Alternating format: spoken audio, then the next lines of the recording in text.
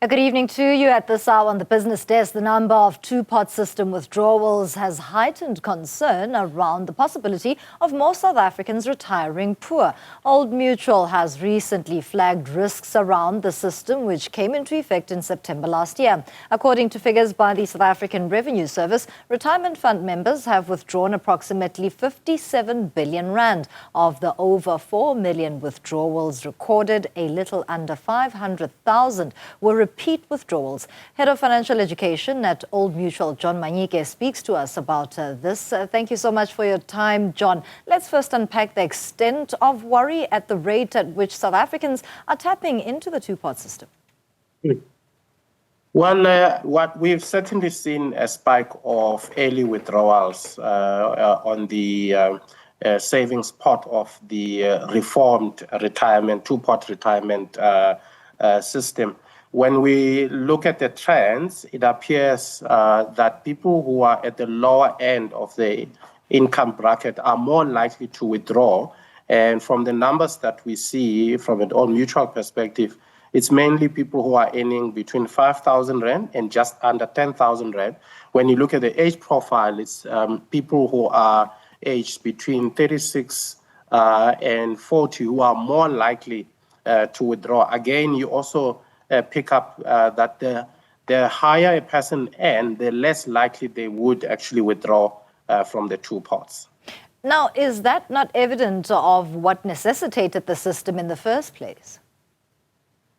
Well, I think one can appreciate the fact that the two-pot was meant to help people to preserve their retirement funds, as opposed to just simply resigning in order to access their entire pension and then risking a situation where they will actually retire with no retirement funds.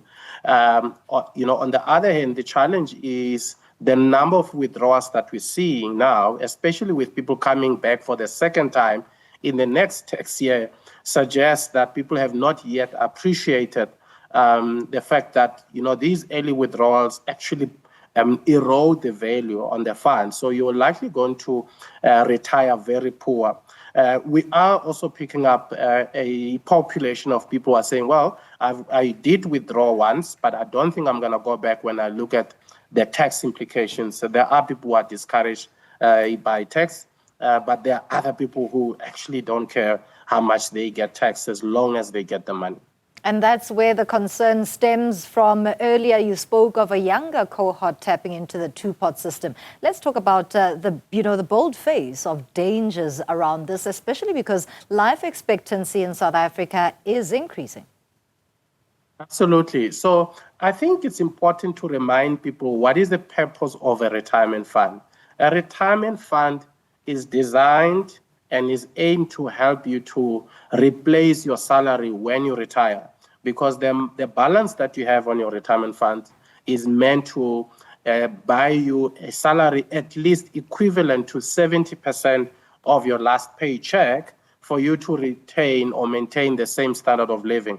There are people who will retire with some debts. They might be owing a bond, they might be owing maybe some cars, whatever the case may be, or any other debt. There may still be others who are retiring with whilst funding their children's tertiary education. So there's always a risk that if you don't save enough, you're actually going to downgrade in terms of the quality of life, because you are used to earning a salary at a certain level. At the rate at which people are withdrawing, I would not be surprised if other people will end up with a monthly annuity from the retirement funds that's even less than what people are getting from the government. Sure. What then can be done by, the South African government, insurers, the financial sector, and essentially ourselves as South Africans?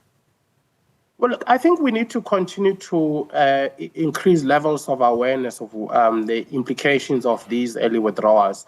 I think it certainly requires some level of collaboration between employers by opening their doors to the fund members so that they actually conduct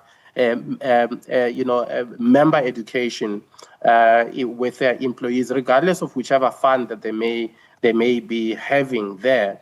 It's very important that we may put time aside for employees to get educated about what this means. But also, for me, there's also a function of a mathematical problem, because if you don't understand what this means in the long run, you will continue to withdraw. Because if you look at the reasons why people were withdrawing, because we actually ran a survey to find out what is your reason for withdrawing. 45% of people who withdrew said they're actually withdrawing in order to pay off debt. Another 18% said, well, we're withdrawing because we want to pay school fees. 11% said, I want to pay my bond. So the question is that an emergency?